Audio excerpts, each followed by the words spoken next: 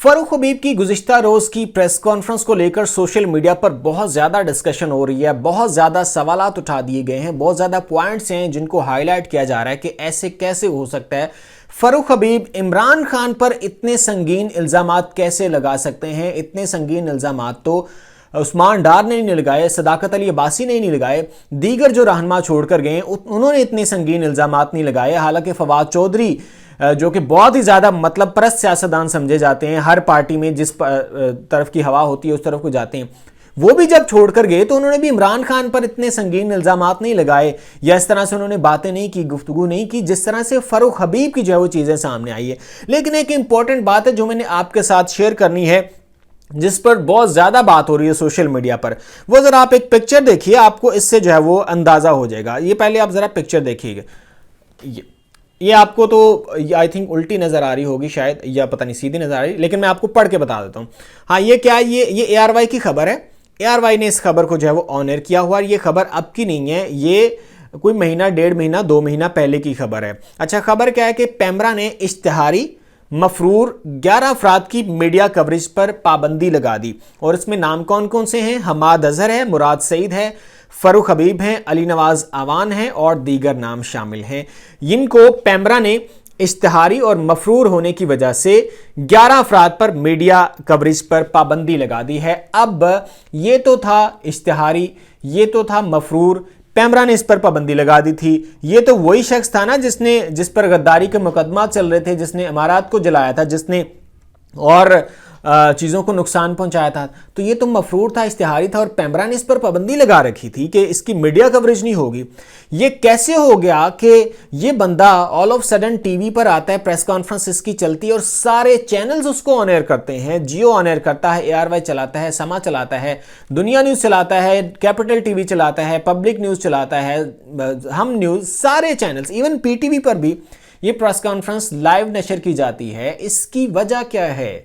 ये ऐसे कैसे हो गया? ये नोटिफिकेशन क्या एकदम से उन्होंने कलअदम करार दे दिया, नोटिफिकेशन कैंसिल कर दिया? ये अब दहशतगर्द नहीं रहा, ये मफरूर नहीं रहा, ये अब वो फसादी नहीं रहा? ये एकदम से ऑल ऑफ सडन कैसे हो गया? और जो प्रेस कॉन्फ्रेंस होती है ना, मैं आपको थोड़ा सा बता दूं, चूंकि हम तो मीडिया फील्ड से हैं और आप लोग आम लोग हैं, आपको नहीं पता होगा, शायद बहुत सारे लोगों को ना पता हो।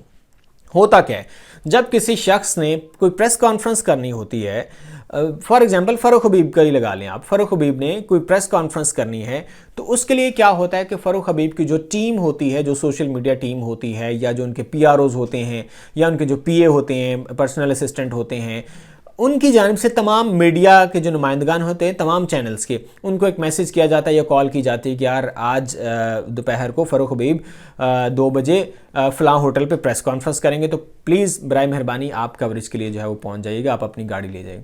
तो फिर चैनल्स वाले क्या करते हैं, अपनी DSNG जो होती है, गाड़ी होती है, वो ले जाते हैं वहाँ पर, फिर अपना वो सेटअप सारा जो है वो तैयार किया करते हैं और फिर वो जो है वो लाइव दिखाते हैं। यानी बताने का मकसद कि इस चीज़ का पहले से जो है वो चैनल्स वालों को बताया जाता है, क्योंकि उन्होंने तैयारी करनी होती है, उन्होंने उस लोकेशन पर पहुँचना होता है, उन्होंने अपनी वो जो गाड़ियाँ DSNG जिसको बोलते हैं, जो आप ऊपर वो ट्रे सी जो नज़र आ रही होती है आपको, तो वो सारा कुछ उन्होंने रेडी करना होता है, सैटेलाइट के साथ कनेक्ट करना होता है, उसमें टाइम लगता है। ये ऑल ऑफ सडन नहीं हो जाती। अब ये जो प्रेस कॉन्फ्रेंस हुई है, इसके लिए भी पहले चैनल्स वालों को बताया गया, बुलाया गया, इनवाइट किया गया कि प्रेस कॉन्फ्रेंस करेंगे, आपने लाइव दिखानी है। तो अब सवाल ये है कि अब कहाँ गया ये पेमरा का नोटिफिकेशन? तो इसमें ये जवाब इसका आपको खुद को पता है, इसमें कुछ छुपी तो बात नहीं है कि पाकिस्तान में कोई भी नोटिफिकेशन सस्पेंड करवाना हो सेकंड लगता है, पाकिस्तान में कोई भी नोटिफिकेशन जारी करवाना हो सेकंड लगता है, पाकिस्तान में किसी भी गैर कानूनी काम को कानूनी करवाना हो सेकंड लगता है, पाकिस्तान में किसी भी कानूनी काम को गैर कानूनी डिक्लेयर करवाना हो सेकंड लगता है, क्योंकि यहां पर रूल ऑफ लॉ नाम की कोई चीज नहीं है। इमरान खान जेलों में क्यों सड़ रहा है? अब साइफर जैसा मुकदमा जिसमें जितने भी एक्यूज थे, जिन पर इल्ज़ाम था, जिसमें जनरल बाजवा हैं, जिसमें उस वक्त के जितने भी दीगर लोग हैं जिन पर यह इल्ज़ाम आयद है कि इन्होंने रिजीम चेंज ऑपरेशन को कामयाब करवाया, इन्होंने इमरान खान की चलती चलाती हुकूमत को ख़त्म कराया और PDM को लाकर मुसल्लत किया, और ये अमरीकी साजिश थी, साइफर के ज़रिए सारा मामला जो है वो हुआ। अब जो शख्स जिन पर इल्जामात हैं वो सारे घूम रहे हैं, अय्याशियां कर रहे हैं। जनरल बाजवा की कल भी एक वीडियो वायरल हुई जिसमें वो दुबई में अपनी फैमिली के साथ शॉपिंग कर रहे हैं, मजे कर रहे हैं, एंजॉय कर रहे हैं। अब वो शख्स जो कि विक्टिम था, जो कि इस यानी ये जो भी मामला हुआ, ये सारा कुछ उसके साथ हुआ, वो बेचारा जेलों में सड़ रहा है, वो जेलों में है।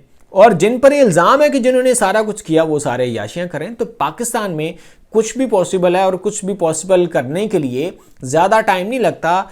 It's just a matter of few seconds, कुछ चंद सेकंड्स की बात होती है। अब ये जो नोटिफिकेशन जारी किया गया था पैमरा की जानिब से, जिसमें 11 अफराद को मफरूर और इश्तिहारी करार दिया गया था और इनकी मीडिया कवरेज पर जो है वो पाबंदी लगाई गई थी, तो अब ये मीडिया ने कैसे चला दी। अब पैमरा इनको नोटिफिकेशन नहीं जारी करेगा। अब ये जितनी भी चैनल हैं जिन्होंने फ़ारूक हबीब की जो प्रेस कॉन्फ्रेंस है इसको लाइव चलाया, तो पैमरा इनके खिलाफ कोई एक्शन नहीं लेगा, बिल्कुल नहीं लेगा, क्योंकि पैमरा भी बाउंड है। पैमरा को एक ऑर्डर आता है कि ये इस नोटिफिकेशन को सस्पेंड कर दें, इसको जारी कर दें, इसको जारी कर दें, इसको सस्पेंड कर दें।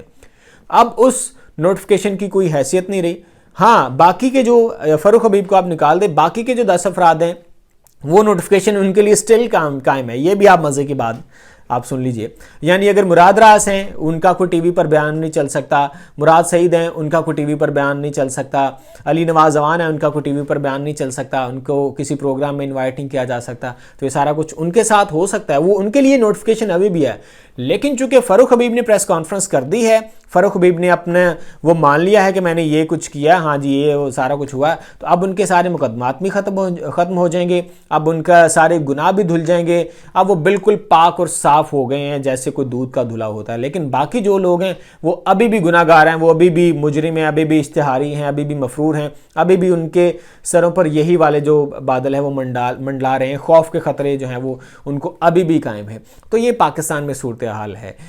इस मुतल्लिक कुछ कहा भी नहीं जा सकता, क्योंकि पाकिस्तान में जब रूल ऑफ लॉ नहीं होगा, जब कानून पर अमल दरामद नहीं होगा, तो फिर ये जो चीज़ें हैं इन पर तो फिर ये कोई बहुत ज़्यादा कोई एक्स्ट्रा ऑर्डिनरी नहीं होती, या ये कोई शॉकिंग चीज़ें नहीं होती। ये एक रूटीन की चीज़ें होती हैं कि जिस तरह सदाकत अली अब्बासी आए, सबको पता है कि सदाकत अब्बासी का इंटरव्यू किस तरह से रिकॉर्ड करवाया गया, उनके चेहरे पर तशद्दुद के निशानात भी नज़र आ रहे थे। सबको पता है कि उस्मान डार का इंटरव्यू किस तरह से रिकॉर्ड करवाया गया, उनकी भी जो कंडीशन थी वो आपने देखी। और सबको पता है कि फ़ारूक हबीब से भी प्रेस कॉन्फ्रेंस किस तरह से करवाएगी। फ़ारूक हबीब के आपने जो चेहरे के खदोखाल हैं वो भी आपने देखे, और इसके अलावा उनकी जो आवाज़ थी वो उनकी अपनी नहीं थी। जिस तरह से दबंग और बोल्ड अंदाज में फ़ारूक हबीब बात करते हैं, बोलते हैं, फ़ारूक हबीब का अंदाज वो वाला नहीं था। ये आवाज़ फ़ारूक हबीब की नहीं थी, ये आवाज़ किसी डरे हुए, किसी सहमे हुए शख्स की थी, जिसको बहुत ज़्यादा मारा पीटा गया, जिसको बहुत ज़्यादा मेंटली टॉर्चर किया गया, जिसको इस कदर जो है वो डिस्टर्ब किया गया कि उसकी अपनी आवाज़ भी जो है वो खो गई। ये उस शख्स की आवाज़ थी। बहरहाल इस हवाले से आपकी क्या राय है, नीचे कमेंट सेक्शन में आप अपनी राय से हमें ज़रूर आगाह कर सकते हैं। मुझे इजाज़त दीजिए, अल्लाह हाफ़िज़।